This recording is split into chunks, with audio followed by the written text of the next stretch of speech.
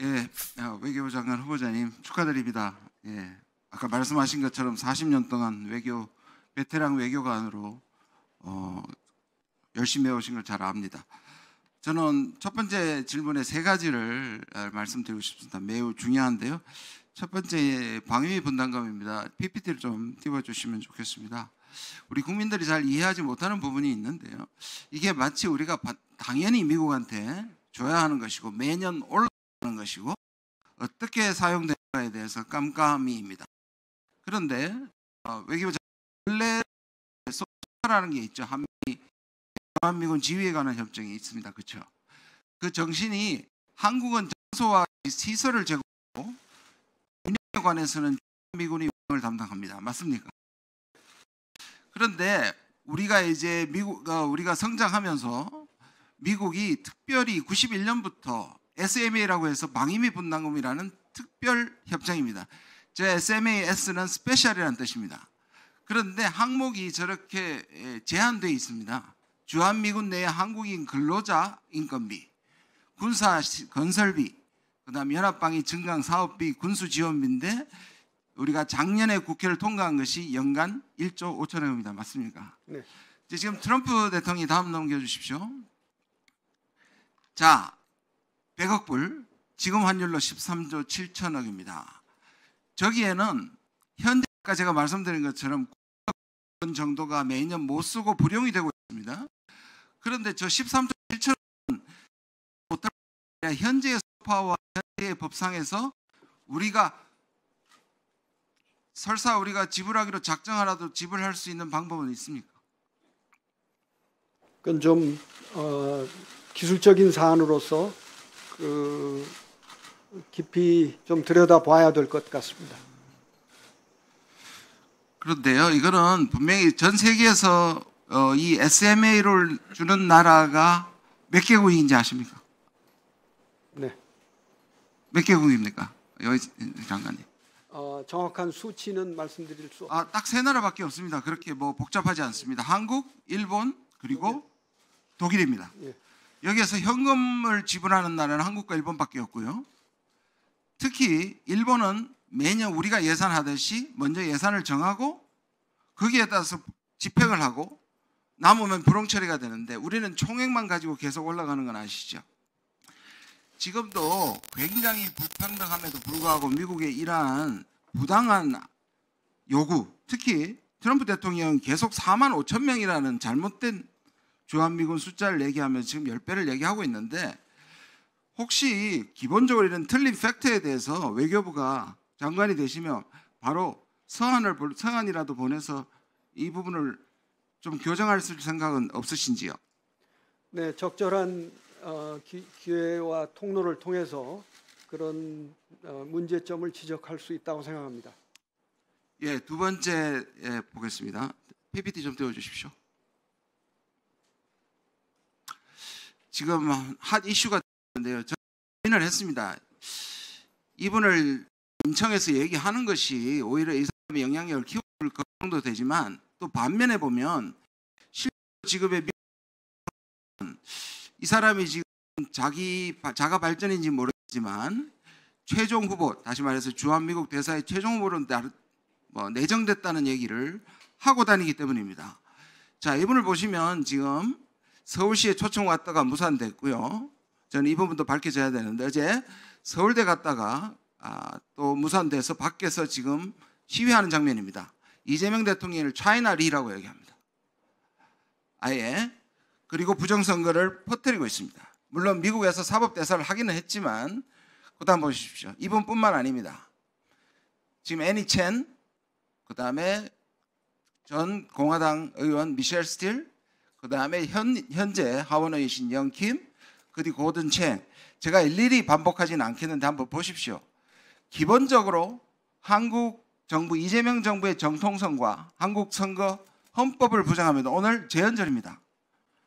저는 아까도 말씀드린 것처럼 이들 중에 혹시라도 만약에 주한미국 대사로 부임을 하면 그때 가서 아그레방을 주지 않는 외교적 결투의 시기가 되기 전에 요로를 통해서 이런 분들의 한국에서 보내는 것은 저는 충분히 그렇게 얘기할 수 있다고 생각합니다. 저 발언들이 아까 말씀드린 것처럼 한국의 선거를 부정하고 이재명 대통령의 정부의 정당성을 부정하는 사람들이 주한미국 대사로 올 수는 없는 거 아닙니까? 그 부분에서 이미 이 일이 커지기 전에 여러 경로를 통해서 미국 측에 우리 의사를 전하는 건 어떠냐? 어떻게 생각하십니까?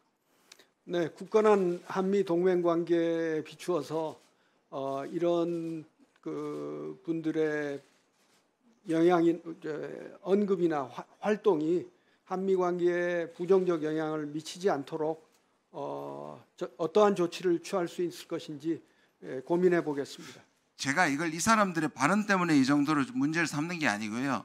이재명 대통령이 당선이 되고 난 다음에 백악관이 축하 성명을 제대로 내지 않다가 논평을 냈습니다.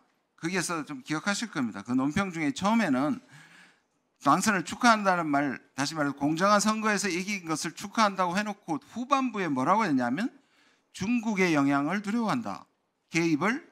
근데 이게 축하 메시지는 매우 부적절합니다. 게다가 마가가 지금 사조직처럼 전국 조직처럼 있는 건 아시죠? 마가 조직이. 거기에 로라 루머라든지 스티브 배너는 지금도 이재명 정부가 부정선거에서 탄생을 했고 대한민국을 중국에 팔아먹으려고 한다고 얘기를 하고 있습니다. 저는 트럼프 대통령의 어디 기억 속에 또는 이것을 갖고 있다면 주한미국 대사를 저분들 중에 한 명을 선택할 가능성이 전혀 없다고 말할 수 없기 때문에 꼭 대비책을 서두르셔야 된다고 생각합니다. 네, 좀 전에 말씀드린 것처럼 여러 가지 다양한 경로를 통해 그 적절한 우리 의사를 전달하는 것을 포함한 모든 방안을 검토해 보겠습니다. 지금 글로벌 환경이 그 어느 때보다도 어렵고 또 지난 윤석열 정권 3년 동안 우리 외교는 국민이 걱정할 정도로 좀 잘못된 길을 갔었다고 평가받고 있지 않습니까? 특히 비상계엄, 또 내란, 그리고 체포 과정에서의 충돌 이런 것들로 인해서 대한민국의 국격이 많이 떨어져 있는 상태입니다. 그렇기 때문에 향후 우리 외교부의 역할이 굉장히 중요하고 또 외교부 장관으로서의 역할이 매우 중요한 때에 이제 장관 후보자가 되셨는데 다행히 최근에 가장 중요한 현안인 통상이나 또 경제 안보에 많은 경험이 있고 또 풍부한 외교 경험을 가진 후보자께서 내정이 돼서 저는 다행이라고 생각합니다. 앞으로 만약에 장관으로 최종적으로 임명이 되시면 잘 역할을 해주시기를 기대하겠습니다. 먼저 아까 우리 존경하는 김진영 의원님이 말씀하셨던 건에 대해서 저도 조금 보충하고 싶은데요. 미국인 모스탄 리버티 대학 교수라고 하는데 이 사람이 우리 대통령에 대해서 허위 사실로 명백하게 밝혀진 그런 내용을 유포하고 또 우리 대선에 중국 공산당이 개입했다 하는 이런 터무니없는 발언까지 하는데 이거는 우리 정치에도 개입하는 것일 뿐만 아니라 우리나라의 대외 관계에도 크게 영향을 미치는 거잖아요. 근데 우리 출입국 관리법 제17조에 따르면은 외국인은 국내에서 그런 정치 활동을 하는 게 아주 제한돼 있지 않습니까? 제가 볼 때는 이분이 이 법 규정을 넘어서는 그런 행위를 하고 있는 것 같은데 외교부에서 법무부와 협조해서 이런 부분에 대해서 분명한 문제 제기 또는 조치가 있어야 될 걸로 생각하는데 후보자께서는 어떻게 보십니까? 네, 어느 경우든 허위 사실이나 가짜 뉴스를 가지고 선동을 하는 듯한 이런 일은 용납될 수 없다고 생각합니다. 국내 정치 활동을 할 수 없는 외국인이 한국에 와서 그런 일을 하는 것도 용납하기 어렵습니다. 관련 그 기관과 잘 협의해서 적절한 대응을 해 나가야 된다고 생각합니다. 예, 사실 걱정되는 게 앞으로도 이런 일이 또 발생할 수 있는 거거든요. 그렇기 때문에 만약 장관이 되신다면은 외교부에서 명백하게 대책을 세워서 엄격하게 조치해야 된다고 생각합니다. 다음으로 우리 이영선 의원님께서 말씀하신 그 한미 통상 관계에 대해서 좀 여쭤보고 싶은데요. 지금 이제 트럼프 대통령이 서한을 통해서 이제 8월 1일부터 상호관세 부과하는 걸로 이렇게 우리한테 입장을 전달해가지고 우리로서는 뭐 그 전을 시한으로 생각하고 빨리 협상을 타결해야 된다 이런 얘기들이 좀 있지 않습니까? 근데 제가 생각할 때, 그리고 후보자님도 너무나 잘 아시겠지만 시한에 쫓겨서 협상을 하게 되면은 특히 그 시한에 종속됐다고 보는 쪽에서는 굉장히 불리한 입장에서 협상할 수밖에 없거든요. 우리가 이 시한이라는 게 또 미국이 설정한 거고 이미 또 한번 7월 8일에서 8월 1일로 조정된 그런 경험도 있는데 이 시한에 맞춰서 우리가 협상을 타결해야 된다. 어떻게 생각하십니까? 그런 주장에 대해서. 네, 기본적으로 전통적인 협상 방식을 뛰어넘는 것이라고 생각합니다. 그러나 그것이 엄연한 현실이기 때문에 저희로서는 다른 나라들의 대응도 보고 또 미국 내에 미국 정부 안에서의 논의 동향도 보아가면서 미국과 긴밀하게 협의도 하고 협상도 하고 해 나가야 될 것으로 봅니다.